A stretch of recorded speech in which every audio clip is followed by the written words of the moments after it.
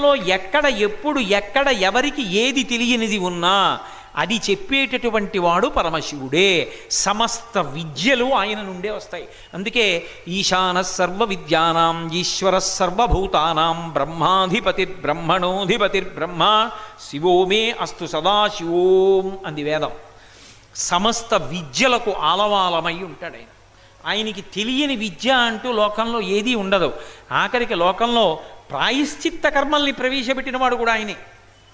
ప్రాయశ్చిత్త కర్మ అంటే చెయ్యకూడని తప్పోటి చేశారనుకోండి, అది పోగొట్టుకోవాలంటే ఓ కర్మ చెయ్యాలి, దాన్ని ప్రాయశ్చిత్త కర్మ అంటారు.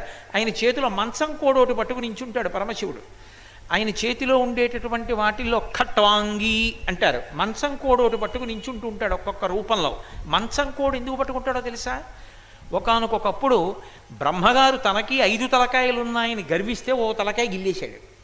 గిల్లేస్తుంటే మిగిలిన తలకాయ మీద ఇలా చెయ్యి పెట్టి గిల్లబోతుంటే పార్వతీదేవి యొక్క అభయహిస్తం కింద 4 తలకాయలు పెట్టి, అమ్మా నీ చెయ్యి తామర పువ్వులా ఉంటుంది, నేను తామర పువ్వులోంచి పుట్టాను, మన ఇద్దరికీ బంధుత్వం ఉంది, నా 4 తలకాయలు కాపాడన్నాడు బ్రహ్మగారు.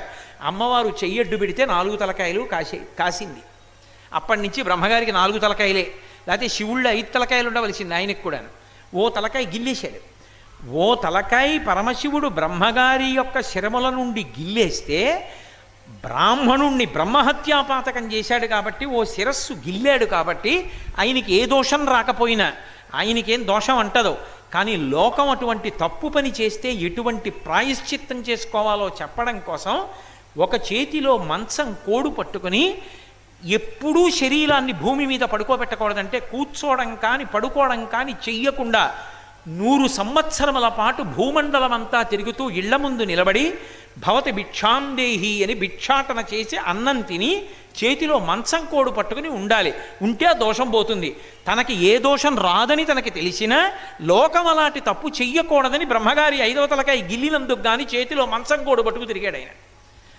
ప్రాయశ్చిత్త కర్మల నుండి సమస్త శాస్త్రములను సమస్త విద్యను ఈ లోకమునందు ప్రవర్తింపచేసినటువంటి వాడు పరమశివుడే. కాబట్టి అంతటి మహానుభావుడు కనుక ఆయన ఉపనిషత్తుల యొక్క చివరి భాగమునందు ప్రవర్తిస్తూ ఉంటాడు. అందుకే ఇప్పటికీ వ్యాకరణం నేర్చుకోవాలన్నా ఎక్కడ నేర్చుకోవాలి అంటే ఒక్క శివాలయంలోనే నేర్చుకోవాలి. వ్యాకరణం యథార్థానికి తరగతి గదిలో కూర్చోబెట్టి చెప్పేవారు కాదు పూర్వం. గురువుగారు మడి కట్టుకుని వచ్చి వ్యాకరణ మంటపం ఉండేది శివాలయంలో. కళ్యాణ మంటపం ఎలా ఉంటుందో అలా మంటపం కట్టేవారు. మంటపంలో గురువుగారు కూర్చుంటే శిష్యులందరూ కింద కూర్చునేవారు. గురువుగారు శివాలయంలో కూర్చుని వ్యాకరణ మంటపంలో వ్యాకరణం చెప్పేవారు. శివాలయంలోనే సమస్తమైనటువంటి విద్యలు ప్రదర్శింపబడుతుండేవి. అంతటి మహానుభావుడు. అందుకే ఆయన అనుగ్రహం కలిగితే ఏమవుతుంది అంటే జీర్ణమైపోయే లక్షణం పోతుంది. అంటే ఇక మళ్ళీ పుట్టవలసినటువంటి అవసరం ఉండదు. ఈసారి పుట్టాడు కాబట్టి శరీరానికి ఇదే చిట్ట చివరి చావు, ఇక మళ్ళీ పుట్టవలసిన అవసరం ఉండదు. ఇక పుట్టడు కాబట్టి చావు లేదు, శివుని యందు ఐక్యమవుతాడు. అటువంటి జ్ఞానమును ఇవ్వగలిగిన వాడెవరో వాడు వేదముల యొక్క చివరి భాగముల యందు ఉన్నటువంటి ఉపనిషత్తుల యందు విహారము చేస్తూ ఉంటాడు. అందుకని సకలాంనాయాంత సంచారిణే సాయం తాండవ సంభ్రమాయ, సాయంకాలం అయ్యేటప్పటికీ మంచి ఉత్సాహంగా బయలుదేరతాట. సంభ్రమాయ, ఇంకా ఎంత సంతోషంగా బయలుదేరతాడోట. దేనికి? తాండవ సంభ్రమాయ, తాండవం చేస్తాడు. ఆ తాండవం చెయ్యడం అంటే ప్రదోష వేళలో సాయం సూర్యాస్తమయం అవుతూ ఉంటుంది, చంద్రోదయం అవుతూ ఉంటుంది. ఈ రెండిటికి మధ్యలో ఎర్రటి కాంతి వస్తుంది. అప్పుడే యజ్ఞోపవీతం ఉన్న వాళ్ళందరూ అర్ఘ్యం విడిచిపెట్టాలి. అటువంటి సాయంకాలం సంధ్యావందనంలో మీరు గాయత్రి చేశారా చేయలేదా అన్నదానికన్నా అర్ఘ్యం విడిచిపెట్టారా లేదా ప్రధానం. అర్ఘ్యం విడిచిపెట్టి తీరాలి. ఉపన్యాసానికి ఒక పావుగంట ఆలస్యమైనా పర్వాలేదు, కానీ అర్ఘ్యం విడిచిపెట్టకుండా వచ్చేయకూడదు. కాబట్టి అటువంటి మహానుభావుడైనటువంటి పరమేశ్వరుడు సాయం తాండవ సంభ్రమాయ, సాయంకాలం తాండవం చేయడంలో సంభ్రమాయ పరమ సంతోషంగా ఉంటాడు. ఆ సమయంలో దేవతలందరూ కైలాస పర్వతం మీదకి ఎడతారు. అందుకే సాయంకాలం వేళ శివాలయం తప్ప ఏ ఇతర దేవాలయాన్ని దర్శనం చెయ్యొద్దని చెప్తారు. ప్రదోష వేళలో దేవాలయాలకు వెళ్ళినా దేవతల యొక్క తేజస్సులన్నీ కూడా కైలాసాన్ని చేరుతాయి. ఒక్క శివాలయంలోనే ప్రదోష వేళలో దర్శనం. మళ్ళీ విష్ణు స్వరూపాలతో నరసింహస్వామి దేవాలయాన్ని ఎప్పుడైనా దర్శనం చేయొచ్చు. షట్కాలముల యందు శివదర్శనం ఉన్నట్టే షట్కాలముల యందు నరసింహస్వామి దర్శనం ఉంది. కాబట్టి సాయం తాండవ సంభ్రమ యజటిని, ఆయన తాండవం చేస్తుంటే దేవతలందరూ తలకొక వాద్యం రోగిస్తూ ఉంటారు. ఎవరూ ఖాళీగా కూర్చోరు. ఖాళీగా కూర్చునేటటువంటి వాళ్ళు ఇద్దరు ఉంటారు. ఒకడు పతంజలి, ఒకడు వ్యాఘ్రపాదుడు. వీళ్ళిద్దరిలో పతంజలి కింద పాము రూపంలో ఉండి పైన తలకాయ ఉంటుంది. వ్యాఘ్రపాదుడికి కింద పులి శరీరం ఉండి పైన తలకాయ ఉంటుంది. వీళ్ళిద్దరూ చూస్తూ తాండవాన్ని తప్ప వాళ్ళేం వాద్యం చేయరు, పులి పాము కాబట్టి. ఈ రెండూ కూడా చూస్తాయి అన్న మాటకు అర్థం ఏమిటంటే, పులి పరమక్రౌర్యముతో కూడుకున్నటువంటి జంతువు, క్రూరత్వానికి ప్రతీక. పాము అంతమందిని చూసినా దాన్ని చూసినా అది ఊరుకోదు పైకి పడగట్టి ఉన్నప్పుడు. అటువంటి పాము, అటువంటి పులి కూడా పరమశివుడు తాండవం చేస్తుంటే తల తిప్పకుండా అలా చూస్తూ ఉండిపోతాయి. తమలో ఉన్నటువంటి ఆ పౌరుషభావాల్ని కూడా విడిచిపెట్టేస్తాయి. అయితే చిత్రం ఏమిటంటే, ఆయన ఆదిశేషుడు పతంజలిగా వచ్చి చూస్తున్నాడు. చూస్తుంటే విఘ్నేశ్వరుడు హాస్యమాడాడు. మేమందరం తలకోవాద్యం రోగిస్తాం, నువ్వేం చేస్తావు, తాండవం చూడడం తప్ప నువ్వేం చేయలేవు, పాము నువ్వేం చేస్తావు అన్నాడు. ఆయన అన్నాడు, నేనేమీ చేయలేనన్నావు అని కదూ ఇలా తలెత్తి మాట్లాడావు, అందుకే నేను తలకట్లకి దీర్ఘం లేకుండా, అంటే సాగదీసి మాట్లాడాడండి, అహంకారంతో అంటారు కదా, దీర్ఘం లేకుండా కేవలం హ్రస్వంతో తలకట్లు మాత్రమే అక్షరాలు ఉండేటట్టుగా తాండవాన్ని వర్ణిస్తానని ఒక స్తోత్రం చేశాడు. అందులో దీర్ఘాక్షరం ఉండదు, మొత్తం స్తోత్రం అంతా ఒక్క తలకట్లతోటే ఉంటుంది అంతే. అని మీ అందరూ వాద్యాలు మ్రోగిస్తారు, నేనేం చేస్తానో తెలుసా, పరమేశ్వరుడు తాండవం చేస్తున్నప్పుడు ఆయన కాలికి అంది అవుతానని ఎగిరి వెళ్ళి పరమశివుడు పాదాన్ని చుట్టుకున్నాడు. చుట్టుకుంటే 1000 తలలు ఉన్నటువంటి శేషుడు పరమశివుడు చేస్తున్నటువంటి తాండవం యొక్క వేగానికి తట్టుకోలేక తలలు ఇలా ఊగిపోతుంటే, ఆ తాండవంలోనే పరమేశ్వరుడు ఏం చేస్తాడంటే కాలు ఇలా పైకెత్తి ఒక్క క్షణం ఆపుతాడు. ఆపినప్పుట 1000 తలలు ఒక్కసారి దగ్గరికి తెచ్చుకుని దిద్దుకుని అమ్మయ్యా అని ఊపిరి తీసుకుంటాడు శేషుడు. మళ్ళీ తాండవం చేస్తాడు. తాండవం అంటే మామూలు తాండవం అనుకుంటారేమో, అదేదో నృత్యంలా ఉండదు. ఆయన తాండవం చేయడం అంటే దాని వేగాన్ని అనుసరించడం అంత కష్టం, వాద్యం రోగించడం ఎంత వేగంతో ఉంటుందంటే, అందుకని జటిని పక్కన పడుతుంది శంకరాచార్యుల వారికి. ఆయన దర్శనం చేస్తూ ఇచ్చిన శ్లోకాలు పెద్ద పెద్ద జటలతో ఉంటాడు. ఆ జటలతో ఉండి తాండవం చేస్తూ తల ఇలా విసురుతాడు. విసిరినప్పుడు జుత్తంతా ఇలా పెడుతుంది, ఇలా విసిరినప్పుడు మళ్ళీ ఇలా అంటాడు. అన్నప్పుడు ఇటు ఈ జుత్తు మళ్ళీ ఇటు రావాలి కదా, ఇటు జుత్తు ఇటు రాకముందు ఇటు జుత్తు ఇటు, ఇటు జుత్తు ఇటు తిప్పుకుంటాడు. ఇది ఇటు ఎగురుతుంది, ఇది ఇటు ఎగురుతుంది. ఎవరికైనా తలకాయ ఇలా తిప్పితే జుత్తంతా ఇటు వస్తుంది, ఇలా తిప్పితే జుత్తంతా అటు ఎడుతుంది. ఏదో పెద్ద జులపాలు జుత్తు ఉంటే అలా కావాలని జుత్తు మీద పడిపోవాలని పరిగెత్తి బంతులు ఇసిరేవాళ్ళు కొంతమంది ఉంటారు. అలా జుత్తు ఏదో ఓ పక్కకి పోతుంది అటో ఇటో. పరమశివుడికి అలా కాదు, ఎంత వేగంగా తల తిప్పుతాడంటే ఆయన జుత్తు ఇటుది ఇటు ఇలా ఎగురుతూ ఉంటుంది, ఇటుది ఇలా ఎగురుతూ ఉంటుంది. మధ్యలో తల ఒక్క క్షణం నిలబెట్టి నవ్వుతాడు. అంత వేగంగా కదులుతున్నాడని ఏదో ఉత్కంఠతో బిగిసిపోయి ఉండడు, చక్కటి చిరునవ్వుతో ఉంటుంది. అందుకే విదేశీయులు నటరాజస్వామి వారి విగ్రహాలే ఎత్తుకుపోతారు. వాళ్ళకి ఆశ్చర్యం, అసలు ఇలా ఎలా ఉంటాడు, అంత వేగంగా తాండవం చేస్తాడు. ఆ తాండవం చేస్తున్నప్పుడు మృదంగం వాయిస్తూ కదులుతాడు, ఓ చేతిలో అగ్నిగుండాన్ని పట్టుకుని, ఓ కాలు పైకెత్తి నించుని, ఓ కాలు కింద ఆ అజ్ఞానం అనేటటువంటి రాక్షసుండి తొక్కి పడతాడు.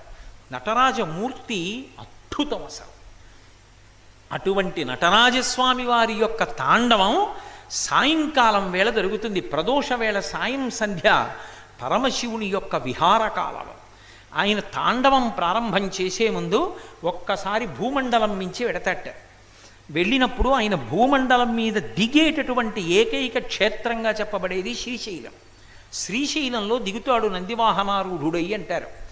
ప్రదోష వేళలో ఆయన వెళ్ళిపోతున్నప్పుడు భగవత్ చింతన చేస్తూ ఉన్న వాళ్ళని చూసి పరమప్రీతి పొందుతాడు. అందుకే నా చిన్నతనంలో నాకు బాగా గుర్తు, ప్రదోషవేళ అయ్యేటప్పటికీ గబగబా స్నానాలు చేసి మా అమ్మగారు అమ్మమ్మగారు వీళ్ళందరూ వచ్చి కూర్చుని సాంబ సదా శివ సాంబ సదా శివ సాంబ సదా శివ సాంబ శివ అల్లుకాధీశ్వర అంటూ అకారం నుంచి మొదలుపెట్టి ఆఖరి అక్షరం వరకు చెప్పను, మళ్ళీ సాంబ సదా శివ అంటుండేవారు. సాంబ సదా శివ, సా అంబ అమ్మతో కూడుకున్న శివుడు నందివాహనారూఢుడై వెడుతూ ఉంటాడు. ఆ సమయంలో భగవచ్చింతన లేకుండా విశృంఖల కాముకత్వంతో భార్యతో రమించినటువంటి వాడి కడుపున 7 తరాల్ని మళ్ళీ మహాపాపంతో పడగట్టగలిగినటువంటి పరమ పాపభూయిష్టమైన జీవనం ఉన్నవాడు పుడతాడు. భాగవతంలోనే నిరూపణమైంది. దితి వెళ్ళి కశ్యప ప్రజాపతిని ఆ సమయంలోనే అడిగింది బిడ్డల్నిమ్మని. ఇది ప్రదోష వేళమ్మా, పరమశివుడు నందివాహనారూఢుడై వెడుతూ ఉంటాడు. ఈ సమయం అభావ్యంబయ్యే ఎలా కూడగన్ ఎలా ధర్మంబు వీడగన్. ఇప్పుడు భార్యాభర్తలు కలవకూడదన్నాడు. ఆమె నిస్సిగ్గుగా కశ్యప ప్రజాపతి యొక్క పంచపట్టి లాగింది. నీ కర్మ అలా ఉంది అని సంగమించాడు. దానివలనే హిరణ్యకశిపులు పుట్టారు. కాబట్టి ప్రదోష వేళ కేవలము భగవత్ చింతనకు మాత్రమే సంబంధించిన సమయం తప్ప ప్రదోష వేళలో ఏ అన్యమైనటువంటి విషయముల యొక్క స్పర్శ పనికిరాదు. అందున చైత్రమాసంలో ప్రదోష వేళలో శివానందలహరి మొదలుపెట్టి చెప్పుకోవడం అంటే భగవంతుని యొక్క అనుగ్రహం చేత చెప్పుకుంటున్నాం, వింటున్నాం తప్ప ఆయన అనుగ్రహం లేకపోతే సంభవమా?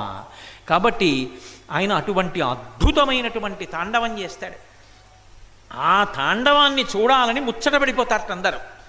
జటాటవీ గలజ్జల ప్రవాహ పావితస్థలే కదంబలం గళేవలంబ్యలంబితం భుజంగతుంగమాలికాం ఢమఢమఢమఢమన్ నినాదవడ్డమర్వయం చకారచండతాండవం తనోతు శివ శివం జటాకటాహ సంభ్రమ భ్రమన్నిలింప నిఝరీ విలోల వీచి వల్లరీ విరాజమానమూర్ధని ధగద్ధగద్ధగజ్వలల్లలాట పట్టపావకే కిశోర చంద్రశేఖరే రతి ప్రతిక్షణం మమ ధరాధరేంద్రనందినీ విలాసబంధు బంధురస్ఫురద్దిగంత సంతతి ప్రమోదమాన మానసే కృపాకటాక్షధోరణీ నిరుద్ధదుర్ధరాపది క్వచిద్దిగంబరే మనో వినోదమేతు వస్తుని సహస్రలోచన ప్రభృత్య శేషలేఖశేఖర ప్రసూనధూళిధోరణీ విధూసరంగ్రిపీఠభూ అని రావణాసురుడు ఆ తాండవాన్ని వర్ణిస్తూ అగర్వ సర్వమంగళా కళాకదంబ మంజరీ రసప్రవాహ మాధురీ విజృంభణా మధువ్రతం స్మరాంతకం పురాంతకం భవాంతకం మఖాంతకం గజాంధకాంతకాంతకం తమంతకాంతకం భజే కరాళపాల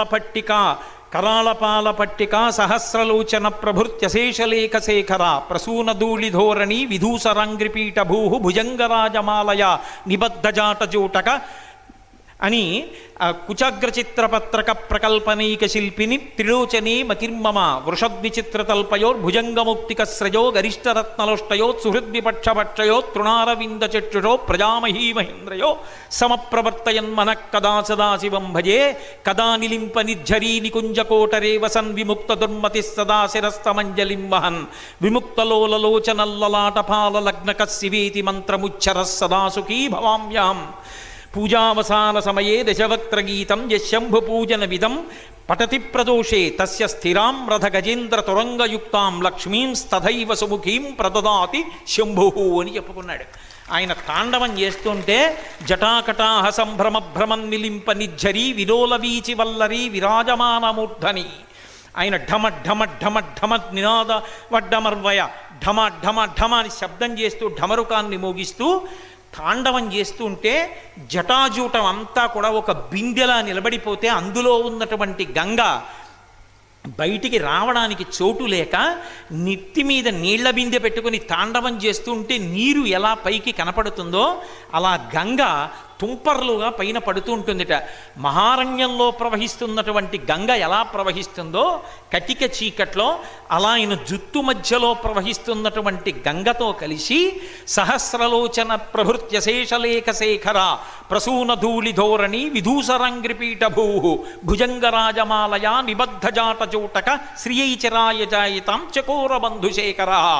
ఆయన తాండవం చేస్తూ ఉంటే ఒంటి మీద పెట్టుకున్నటువంటి పావులన్నీ జారిపోతూ ఒక్క క్షణం అలా నిలబడితే చాలు మళ్ళీ మేము సర్దుకుంటామనికి అవి తత్తరబడిపోతుంటే, పావులు అస్తవ్యస్తంగా కదిలిపోతుంటే, కుచగ్ర చిత్రపత్రక ప్రకల్పనైక శిల్పిని త్రిలోచనే మతిర్మమ, ఆ పార్వతీదేవి ఆలింగనం చేసుకుని ఉన్నటువంటి వాడు పక్కన అమ్మవారు కూడా నాట్యం చేస్తుంటే, ఆ తాండవము లాస్యము ఏకకాలంలో జరుగుతుంటే, దేవతలందరూ అనేకమైనటువంటి వాద్యములను మ్రోగిస్తుంటే, సంధ్యాతాండవం చేస్తున్నటువంటి పరమశివుని యొక్క స్వరూపాన్ని, ఆ మూడు కన్నులున్న మహాదేవుణ్ణి కాశీపట్టణంలో గంగానది మధ్యలో ఉన్నటువంటి సైకతం మీద కూర్చుని నా రెండు చేతులు పైకెత్తి నమస్కారం చేస్తూ, ఒక్కసారి ఆ మూడు కుందలున్నవాణ్ణి నేను ఇక్కడ దర్శనం చేస్తూ ఆ తాండవాన్ని ఎప్పుడు చూస్తానో, ప్రదోష వేళలో ఈ శివతాండవ స్తోత్రాన్ని పూజ చేసి ఎవడు చదువుతున్నాడో వాడి ఇంట యశంభు పూజనమిదం పఠతి ప్రదోషే తస్య స్థిరాం రథ గజేంద్ర తురంగయుక్తాం, పెద్ద పెద్ద ఏనుగులు గుర్రాలు మొదలైనటువంటివి వీధిలో నిలబడి ఘీంకారం చేస్తూ ఉండగా అపారమైనటువంటి ఐశ్వర్యంతో తొలతూగేటటువంటి వాడవుతాడు ఈ తాండవ స్తోత్రం చదివినవాడు అన్నారు. అంత గొప్ప సంధ్యాతాండవం చేస్తుంటాడు ఆయన. అందుకే పరమశివుని యొక్క సంధ్యాతాండవానికి అంత శక్తి, అంత గొప్పదిగా చెప్పబడుతుంది. సంధ్యారంభ విజృంభితం శృతిశిరస్థానాంతరాధిష్ఠితం సప్రేమ భ్రమరాభిరామమసకృత్సద్వాసనాశోభితం భోగీంద్రాభరణం సమస్త సుమన పూజ్యం గుణావిష్కృతం సేవే శ్రీగిరి మల్లికార్జున మహాలింగం శివాలింగితం అంటారు శంకర్లు శివానందలహరిలోనే. సంధ్యాకాలమునందు విజృంభించి తాండవం చేస్తాడు. అటువంటి పరమేశ్వరుడు సాయం తాండవ సంభ్రమాయ జటినే, సాయం సమయంలో తాండవం చేస్తుంటాడు. మంచి ఉపకార గుణంతో సంతోషంతో ఉంటాడు ఆ సమయంలో. అసలు రహస్యం ఇంకొకటి ఉంది. సాయంకాలం అంటే పొద్దు వాలిపోయే వేళ అని గుర్తు. అందుకే శ్రీకాళహస్తిలో పశ్చిమాభిముఖుడై ఉంటాడు. శైవాగమంలో ఏ శివాలయం పశ్చిమాభిముఖం అవుతుందో ఆ శివాలయం చాలా ప్రసిద్ధమైన శివాలయం. పశ్చిమ దిక్కుని చూసిందనుకోండి శివలింగం, చాలా చాలా గొప్పది ఆ శివాలయం. సజ్జోజాత ముఖంతో ఉంది అని గుర్తు. సజ్జోజాత అఘోర తత్పురుష వామదేవ ఈశానములుగా 5 ముఖములు కదూ. అందులో పశ్చిమాభిముఖమైనటువంటి శివాలయం అంత గొప్పది. శ్రీకాళహస్తిలో ఉండేటటువంటి శివలింగం దగ్గరికి వెళ్ళి ఒక్కసారి నమస్కారం చేస్తే, సాయం తాండవ పొద్దు ఒరిగిపోతున్నప్పుడు, ఇక ప్రాణం మాటగా మారనప్పుడు, ఊపిరి అందక జీవుడు కొట్టుకుంటున్నప్పుడు కాళహస్తీశ్వరుడు ప్రత్యక్షమై ఆఖరి ఊపిరిని భగవన్నామంగా మార్చి, వీడు ఆఖరి ఊపిరిలో భగవన్నామం చెప్పాడని తరింపచేస్తాడట. అందుకే సాయం తాండవ పొద్దు వాలిపోతున్నప్పుడు ఉపకారం చెయ్యగలిగినటువంటి లక్షణం ఉన్నటువంటి వాడు. అందుకే తరించడం అనే దానికి అంత తేలిక మార్గాలు కల్పించినవాడు పరమేశ్వరుడు ఒక్కడు. ఆయన దగ్గరికి వెళ్ళి, అయ్యా మేము తరించాలి, మేము ఇన్నని చెయ్యగలం, మాకేమొచ్చు, ఏం చేస్తాం, తేలిక మార్గం చెప్పండి అన్నారు. దర్శనాదభ్రసదసి, చిదంబరం వెళ్ళి దర్శనం చేయండి మోక్షం ఇస్తా అన్నాడు. చిదంబరం వెళ్ళి దర్శనం చేయడం అంటే సక్రమ దర్శనం చేయండి. చిదంబరం వెళ్ళి దర్శనం చేయడం అంత కష్టమా అండి? కష్టమే. మనందరం వెళ్ళి నించున్నాం అనుకోండి, ఒక కిటికీ దగ్గర నించోబెడతారు, తెర తీస్తారు, ఒక్కసారి అలా చూస్తాం, తెర వేస్తారు, అయిపోయింది వెళ్ళిపోండి అంటారు. ఎదురుగుండా ఏముంటుంది? గోడ మీద మారేడు దళాలు ఉంటాయి, దండలు. అదేమిటండి అంతేనా అంటే, ఆకాశరూపమైనటువంటి పరమేశ్వరుడు అంతటా నిండిపోయిన వాణ్ణి ఎలా చూపిస్తావు? ఓ గోడకి మారేడు దళాలు పెట్టి చూపిస్తారు. ఆ ఆకాశ తత్వాన్ని చూడగలిగిన వాడవైతే మోక్షం ఇస్తాను. అయ్యి బాబో ఇంత తత్వాలు చూడడం ఇవన్నీ మాకెక్కడ వస్తాయి? ఇంకో మాట చెప్పండి. కాబట్టి ఒకవేళ నీకది రాకపోతే, దర్శనాదభ్రసదసి జననాత్ కమలాలయే, తిరువారూరులో పుడితే మోక్షం ఇచ్చేస్తాను. తిరువారూరులోనే పుట్టారు త్యాగరాజస్వామి, శ్యామశాస్త్రి గారు, ముత్తుస్వామి దీక్షితారు వారు, ముగ్గురు తిరువారూరే. దానికి కమలాలయం అని పేరు. ఆ ఊళ్ళో పుడితే మోక్షం ఇస్తా. అయ్యా నా చేతిలో ఉందా పుట్టడం, మా అమ్మ ఎక్కడ ఉంటుందో ఆ సమయానికి, లోపల ఉన్న నేను ఎలా చెప్తా? అమ్మ తిరువారూరు వెళ్ళి ఉండమ్మా అని నేను చెప్తానా? ఎలా కుదురుతుంది? ఇంకొక మాట చెప్పండి. పోన్లే, పుట్టేటప్పుడు మీ అమ్మ కడుపులో ఉన్నావు, అన్ని కర్తవ్యాలు పూర్తి అయిపోయిన తర్వాత కాశీ వెళ్ళి ఉండడానికి నీకేమిటి అభ్యంతరం? అందుకని దర్శనాదభ్రసరసీ జననాత్ కమలాలయే కాశ్యాంతు మరణాన్ముక్తి, కాశీలో చచ్చిపోతే మోక్షం ఇచ్చేస్తా. ప్రాణం పోయేటప్పుడు కుడిచివి దగ్గరికి వచ్చి నేనే తారకం ఉపదేశం చేస్తాను, సరేనా? కాబట్టి కాశీ వెళ్ళిపో. అయ్యా కాశీ వెళ్ళిపోవడానికి కొడుకు హైదరాబాద్లో ఉన్నాడు, కూతురు హైదరాబాద్లో ఉంది, మనవాళ్ళు ఉన్నారు, కాశీ వెళ్ళిపోయి ఉండిపోమ్మంటే ఎక్కడ వెళ్ళిపోతానండి? ఉండిపోగలనా? అలా కుదురుతుందా? పోన్లే స్మరణాత్ అరుణాచలే, పోనీ అరుణాచల శివ అరుణాచల శివ అరుణాచల శివ అరుణ శివ అనుకుంటూ ఉండగలవా? అలా నోట్లో జ్ఞాపకం వచ్చినప్పుడల్లా అరుణాచల శివ అంటుంటావా? అరుణాచల క్షేత్రంలో ఉన్న శివలింగాన్ని జ్ఞాపకం తెచ్చుకోగలవా? అలా తెచ్చుకుంటే మోక్షం ఇచ్చేస్తాను. పనికి మాలినవన్నీ జ్ఞాపకం వస్తాయి, అది గుర్తొచ్చేస్తే ఇంకే నాలాంటి వాడు తరించిపోడు. కాబట్టి పరమశివుడంతటి తేలిక మార్గాలు చెప్పినవాడు లోకంలో ఇంకొకడు లేడు. సాయం తాండవ సంభ్రమ యజటినే కాదు, దానికి ఒక పెద్ద రహస్యం ఉంది. అసలు ఆయన ఎక్కడో కైలాస పర్వతం మీద తాండవం చేస్తే, కైలాస పర్వతం మీద తాండవం చేశాడు కాబట్టి అక్కడ అందరూ చూస్తారండి అంటే ఎవరు చూస్తారు? కైలాస పర్వతం అంటే ఎక్కడో ఉండదు. కైలాస పర్వతం అంటే ఎక్కడుంటుంది అంటే ఇదిగో ఇదంతా కైలాసం. ఎలా? ఇదేమిటండి ఇదంతా కైలాసం ఎలా అయింది? పార్వతీ పరమేశ్వరుల యొక్క కేళి జరిగిన చోటు కైలాసం. పార్వతీ పరమేశ్వరుల యొక్క కేళి ఆట అంటే అది ఏమిటి? తాండవము లాస్యము రెండూ కలిస్తే కేళి అంటారు. తాండవం అంటే ఆంగికం, ఆంగికం అంటే శరీరావయవములు కదిలితే తాండవం అంటారు. ముఖంలో భావ ప్రకటనం చేస్తే లాస్యం అంటారు. అందుకే అమ్మవారు తాండవం చేయదు. ఎందుకనంటే అమ్మవారు కూడా పరమశివుడితో అన్ని విధాలా సమానురాలు. అందుకే నిజతప ఫలాభ్యాం, ఎవరు ఎవరికన్నా ఎక్కువ అంటే చెప్పలేం. ఒక్క విషయంలో మాత్రం తప్పకుండా పార్వతీదేవి కన్నా శివుడే గొప్పవాడు.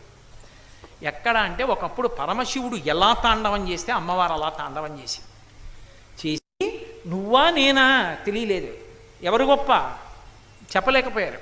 ఇప్పుడు చిదంబరం వెడదాన్ని రమ్మన్నాడు. అందుకే ఇప్పటికే నటరాజ సభ, చిత్ సభ అంటారు దాన్ని. ఆ నటరాజ సభ చూడాలి. నటరాజస్వామి దేవాలయం ఉండి అక్కడే శరభేశ్వరుడు ఉంటాడు, మీకు లోకంలో ఎక్కడా కనబడడం. అద్భుతమైనటువంటి మూర్తి. అడిగితే ప్రత్యేకంగా తలుపు తీసి చూపిస్తారు. శరభేశ్వరుడని సింహం ముఖంతో 8 కాళ్లతో ఉంటాడు, పక్షి రూపంలో ఉంటాడు. శరభేశ్వరుడని శివుడికి ఒక ప్రత్యేకమైనటువంటి అవతారం అది. ఆ శరభేశ్వరుడు ఉన్న చోట ఆ నాట్య మంటపంలో చిదంబరంలో జరిగింది పార్వతీ పరమేశ్వరుల మధ్య పోటీ. శ్రీ మహావిష్ణువుని న్యాయ నిర్ణేతగా పెట్టారు. పరమశివుడు ఎలా తాండవం చేస్తే అమ్మవారు అలా తాండవం చేసింది. ఇద్దరూ చేసేస్తున్నారు తాండవం. ఆపదే ఎవరు గొప్ప చెప్పలేకపోతున్నారు. చూశాడు పరమశివుడు ఒక్కసారి నిలబడి తన కుడికాలు అంతెత్తు పైకెత్తి పక్కనున్న కుంకుమ భరిణిలో బొటనవేలు ముంచి పైకెత్తి